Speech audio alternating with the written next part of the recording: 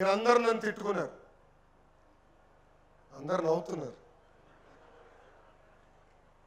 ఎందుకు పెట్టాడో ఈడనుకున్నారు. కానీ పనిచేసిన కార్యకర్త పని చేయని కార్యకర్త మధ్యన తెలుసుకోవాల్సిన బాధ్యత నా పైన ఉంది. అందుకే ఆ వ్యవస్థ పెట్టామని చెప్తాను జరిగింది. నేను కార్యకర్తలు చెప్పా, సామాన్య కార్యకర్తని పాలిట్ బ్యూరోకి తీసుకెళ్లే బాధ్యత తెలుగుదేశం పార్టీదని. ఈరోజు నేను గర్వంగా చెప్తున్నా, ఒక మండల పార్టీ అధ్యక్షురాలు ఒక క్లస్టర్ ఇన్ఛార్జ్ ఏకంగా పాలిట్ బ్యూరోలో కూర్చోబెట్టే అవకాశం మన అధ్యక్షులు చంద్రబాబు నాయుడు గారు కల్పించారు.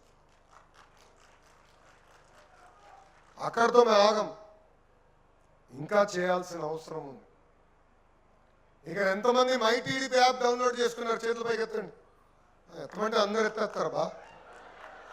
ఇప్పుడు మీ ఫోన్లు తీసుకుని చెక్ చేస్తా, చెక్ చేయొచ్చా? జై తెలుగుదేశం యాప్. ఎందుకంటే డైరెక్ట్గా మనం చేస్తున్న కార్యక్రమాలు మీకు తెలియజేసినానికి.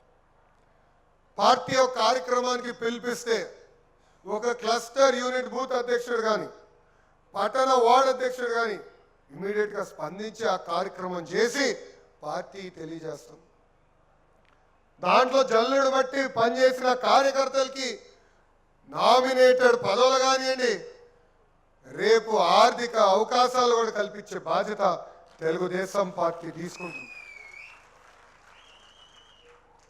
ఇక్కడున్న కార్యకర్తలందరినీ కోరుతున్నా, మనం ఒక పెద్ద కుటుంబం, 1 కోటి మంది సభ్యులున్న కుటుంబం. సమస్యలు ఉంటాయి. వేదిక మీద పెద్దలు తెలుసు, కేశవ్ గారు ఉన్నారు, ఇంకో పక్కన మా బోలా శంకరుడు అనగాని సత్యప్రసాద్ గారు కూడా ఉన్నారు. ఇద్దరు ఉన్నారు. ఇద్దరి గురించి ఒక మాట చెప్పాల్సిన అవసరం ఉంది. అమరావతి బిల్ శాసన మండలికి వచ్చింది. ఏం జరుగుతుందో శాసన మండలి చూసేదానికి మన అధినేత చంద్రబాబు నాయుడు గారు గ్యాలరీలోకి వచ్చి కూర్చున్నారు. అది తెలుసుకున్న సైకో వాళ్ళ ఎమ్మెల్యేలు పంపించి చంద్రబాబు నాయుడు గారి పైన దాడి చేయాలనుకున్నారు. కానీ ఆనాడున్న శాసన సభ్యుల్లో అనగాని సత్యప్రసాద్ గారు కానీ కేశవ్ అన్న కానీ ఒక గోడలాగా నిలబడి చంద్రబాబు నాయుడు గారు రక్షణ కల్పించారు. అలాంటి గొప్పవారు వీళ్ళిద్దరు తెలుసు. పార్టీలో సంస్కరణలు తీసుకొచ్చడానికి నేను ఎంతో పోరాడాను. జిల్లా వ్యవస్థ నుంచి పార్లమెంట్ వ్యవస్థ తీసుకొచ్చేదానికి నాకు 2 సంవత్సరాలు పట్టింది. మొదటిసారి ప్రతిపాదించినప్పుడు ఒప్పుకోలేదు పాలిట్ బ్యూరో, కానీ అదే పడలా. నమ్మకున్న సిద్ధాంతాల కోసం పోరాడాలని ఆనాడే నిర్ణయించుకున్నా. సాధించుకునే వరకు ప్రతి పాలిట్ బ్యూరోకి వెళ్ళా. పాలిట్ బ్యూరో ముందర సభ్యులందరితో మాట్లాడా, వాళ్ళ చైతన్యం తీసుకొచ్చా. నేను అనుకుంది నేను సాధించా. ఈరోజు అధ్యక్షులు చంద్రబాబు నాయుడు గారు నేను అనుకున్న అన్ని నిర్ణయాలకు ఏకీభవించరు. ఎందుకంటే ఆయనకు అపారమైన అనుభవం ఉంది, నాకు కొంచెం స్పీడ్ ఎక్కువ ఉంది. వేదిక మీద ఉన్న మేము అందరం మిసైల్ లాంటి వాళ్ళమే. జీపీఎస్ లేకపోతే మేము ఆపైన పడతాం. జీపీఎస్ పేరు చంద్రబాబు నాయుడు గారు. సరైన దారిలో వెళ్తున్నామా, స్పీడ్ పర్వాలేదు, సరైన దారిలో వెళ్ళరా బాబు అని చెప్తాడు ఆయన. ఆయనకు అనుభవం ఉంది. ఆయన అనుభవం నేను తీసుకున్నాను, చాలా నేర్చుకున్నాం. నేను అన్ని విషయాలు ఆయన ఏకీభవించవచ్చు, కానీ 4 గోడల మధ్యన ఆయనతో చర్చిస్తా, అవసరమైతే ఆయనతో దెబ్బలాడతా. కానీ నిర్ణయం తీసుకున్న తర్వాత బయటకు వచ్చి జై తెలుగుదేశం, జై చంద్రబాబు నాయుడు గారు అంట. ఇది మీ అందరికి ఎందుకు చెప్తున్నానంటే, కోవిడ్ కన్నా ప్రమాదమైన ఒక జబ్బు ఉందండి. ఆ జబ్బు పేరు తెలుసు మీకు? బాగా తెలుసుకున్నారు ఇప్పుడు. అలక. మన పార్టీలో ఉంది అది. మనం అలుగుతాం, మనం వేరే పార్టీకి ఓటేం, వేరే నాయకుడికి చేయగొట్టాం, కానీ అలిగి ఇంట్లో పడుకుంటాం. దానివల్ల నష్టపోయేది ఎవరు? ఆంధ్ర రాష్ట్ర ప్రజలు, తెలుగుదేశం పార్టీ కార్యకర్తలు. సమస్యలు ఉంటాయి, ఆ సమస్యలు పరిష్కరించుకోవడానికి మనందరం పోరాడాలి. 1-10 సార్లు మాట్లాడాలి, 100 సార్లు వెళ్ళి ఎమ్మెల్యే గారిని కలవాలి, పార్లమెంట్ పార్టీ అధ్యక్షులను కలవాలి, అవసరమైతే మన ఇన్ఛార్జ్ మంత్రి గారిని కలవాలి, పక్కనే జోనల్ కోఆర్డినేటర్ గారిని కలవాలి.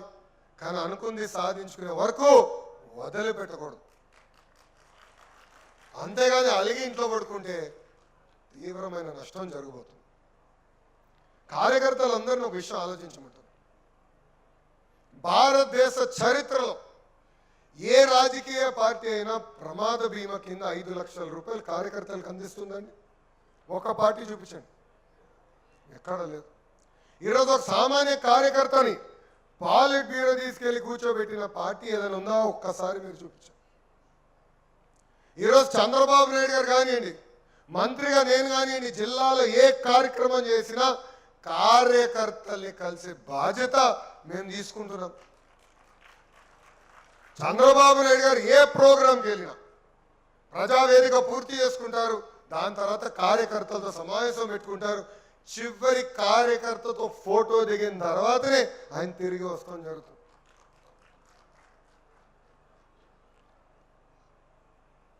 వేరే పార్టీ ఉంది, సైకో పార్టీ, ముద్దుగా గొడ్డల పార్టీ అని మేము పేరు పెట్టాం. వాళ్ళు తెలిసింది అదొకటే, గొడ్డలు పట్టుకునే రపరప అంటారు. రే మీరు రపరప అనే ప్రతిపక్షంలో కూర్చున్నారా భయ్? ప్రతిపక్ష నేత హోదా కూడా ప్రజలు మీకు ఇవ్వలేదు. మీలాంటి వాళ్ళు ఎంతోమంది చూసాం, ఇలాంటి సినిమాలు ఎన్నో చూసాం. ఎండు కార్డు వేసేది మటుకు ఇక్కడ ఉన్న పసుపు సైన్యమని ఆ గొడ్డలి బ్యాచ్కి చెప్తున్నారు. కార్యకర్తలు అందరూ నన్ను అడుగుతున్నారు, రెడ్ బుక్లో నెక్స్ట్ పేజ్ ఎప్పుడు ఉంటుందని. అరే రెడ్ బుక్ పేరు చెప్తేనే వాళ్ళకి పడిపోతుందిరా భయ్, ఏం చేయాలి చెప్పు?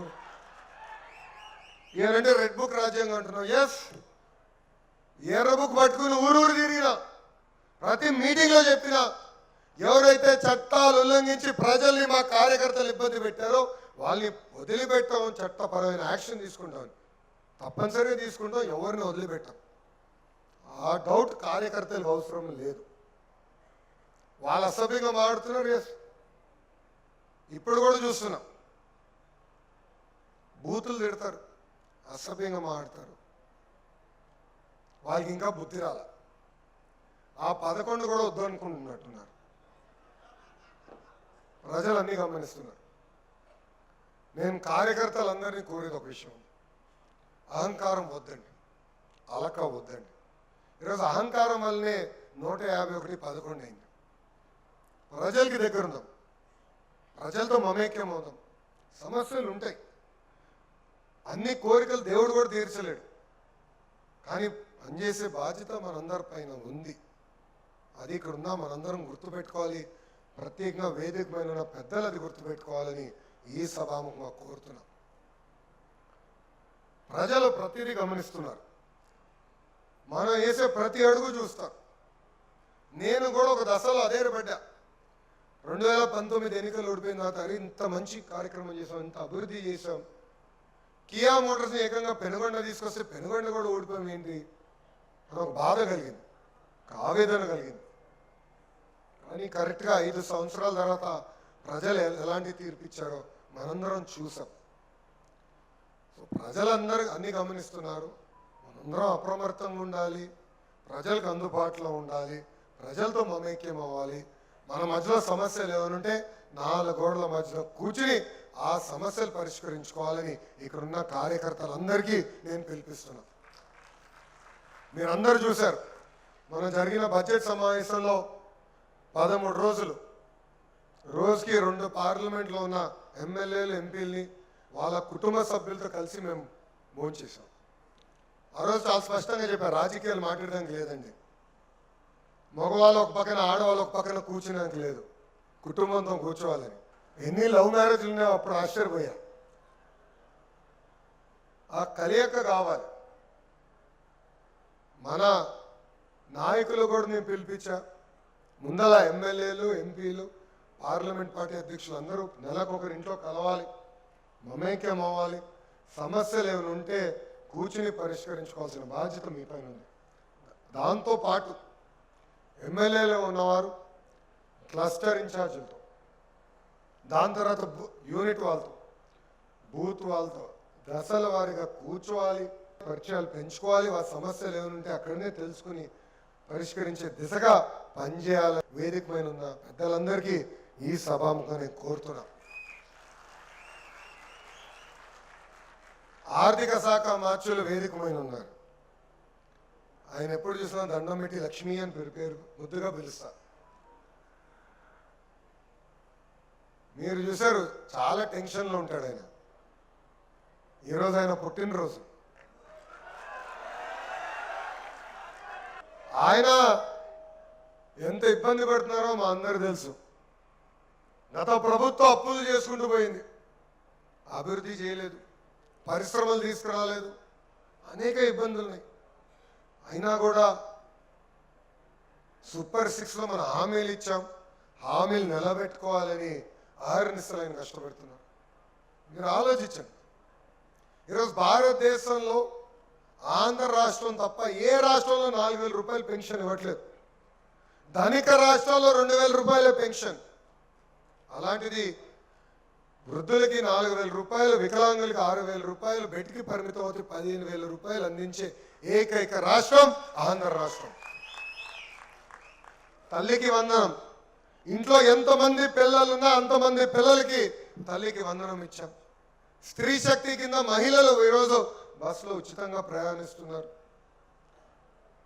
దశల వారీగా అంటే సంవత్సరానికి 3 గ్యాస్ సిలిండర్లకి మనం డబ్బులు వేస్తాం. వేసింది కూడా ఎన్డీఏ ప్రభుత్వం. ఇలా ఇచ్చిన హామీలు ఒక పద్ధతి ప్రకారం చేసుకుంటూ పోతున్నాం. 16,000 డిఎస్సి పోస్టులు భర్తీ చేశాం, 6,000 పోలీస్ పోస్టులు మనం భర్తీ చేశాం. ఎవరు ఉంచిన విధంగా జాబ్ క్యాలెండర్ కూడా విడుదల చేసి యుద్ధ ప్రాతిపదికంగా అది ఫిల్ చేసే బాధ్యత కూడా మేము తీసుకుంటాం. ఇది ఎందుకు చెప్తున్నానంటే మనం ప్రజలకి తెలియజేయాలండి. ఒక పక్కన పనులు చేసుకుంటూ పోతున్నాం, ఇంకో పక్కన మాట్లాడపోతే చెప్పుకోపోతే అన్యాయం చేసిన వారు మనం అవుతాం. ఎవరిని ఊహించారా అనంతపూర్ జిల్లాకి కారు తయారు చేసే పరిశ్రమ వస్తుందని? ఏనాడైనా మనం ఊహించామా? కియా తీసుకొచ్చాం. రేపు ఏకంగా కార్లే కాదు, ఫైటర్ జెట్లు కూడా మన గడ్డ పైన తయారు చేయించే బాధ్యత మనం తీసుకుంటున్నాం. అభివృద్ధి సంక్షేమం అనేది జోడెద్దుల బండి. ఈ రెండు కలిసికట్టుగా మన ముందర తీసుకెళ్తున్నాం. ఈరోజు కేంద్రంలో నరేంద్ర మోడీ గారు, రాష్ట్రంలో చంద్రబాబు నాయుడు గారు. ఇతర రాష్ట్రాల్లో నమో అంటే నరేంద్ర మోడీ, కానీ ఆంధ్ర రాష్ట్రంలో నమో అంటే నాయుడుజీ మోడీజీ జోడీ. ఈరోజు ఎన్డీఏలో మనం కీలకమైన పాత్ర వహిస్తున్నాం కనుకనే విశాఖ ఉక్కుని కాపాడుకున్నాం. విశాఖకి రైల్వే జోన్ తీసుకొచ్చాం. అమరావతి పనులు పరిగెత్తిస్తున్నాం. పోలవరం పూర్తి చేయబోతున్నాం. రాయలసీమకి ఏకంగా ఫైటర్ జెట్ తయారు చేస్తున్నాం. ఆ పరిశ్రమలు తీసుకొస్తున్నాం. కర్నూలులో హైకోర్టు బెంచ్ ఏర్పాటు చేయబోతున్నాం. ఇట్లా అనేక కేంద్రం పైన ఆధారపడిన విషయాలని ఒక్కొక్కటి పరిష్కరించుకుంటూ ముందరికెళ్తున్నాం. అంతేకాదు, ఇంకో పక్కన నాకు అన్న సమానమైన పవనన్న ఉన్నారు.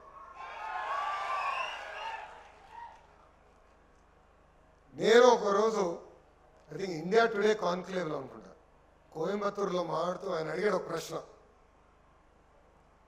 29 కూటమి గెలుస్తుందా అంటే ఎస్, నాకు ధీమా ఉంది, మేము కష్టపడుతున్నాం, సంక్షేమ అభివృద్ధి చేస్తున్నాం, 29 కూటమి గెలుస్తుందని చెప్పారు. అదే పవన్ అన్న వీడియో చూశాడు. చూసి ఫోన్ చేసి, లోకేష్ నువ్వు మాట్లాడింది కరెక్ట్ కాదన్నాడు.